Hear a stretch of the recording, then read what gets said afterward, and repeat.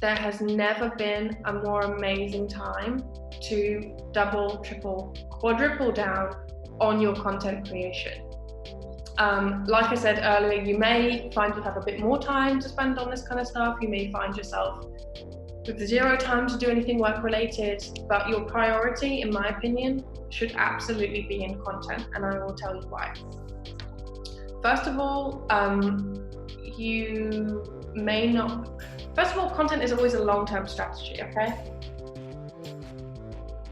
Content is about building long-term relationships and deepening them over time with people who are potential customers, or potentially already customers, or past customers. Content is all about developing relationships with people online. And now that there's a couple of things that have changed now that have made this more important. One is that people are using social media and their mobile phones way more right now. People are not at work necessarily. They are home with kids, losing their minds, trying to get a few minutes of social interaction outside of their homes.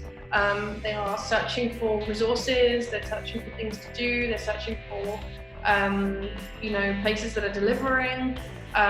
People are craving interaction, and it's only going to get more so. Like, we're only a few days into this situation realistically. That craving for social interaction, that in a time where we are either completely isolated or at least practicing social distancing, people are ready to hear from you. So on one hand, anyways, it's always a fantastic idea. This is what I do. I build marketing strategies that have a focus on content. So I always recommend to double down on your content, but now that people are way more online, and in need of solutions and content and value that they were never necessarily in need of before, or they're forced to do things online in a way that they weren't before. I've seen a few people joke that finally Israel's going to catch up with kind of like online shopping and real delivery. So that's an exciting prospect. But why should you strengthen your relationships with your customer if it's only going to pay off 6 months, a year down the line? I'll tell you why. This situation we're in now feels very hot. It feels like we've just been thrown into, I can't remember what they're saying, we're a frog thrown into boiling hot water. We want to jump straight out. When you put a frog into cold water and you heat it up, you won't jump out. You'll just get hotter and hotter and hotter and eventually die from boiling water.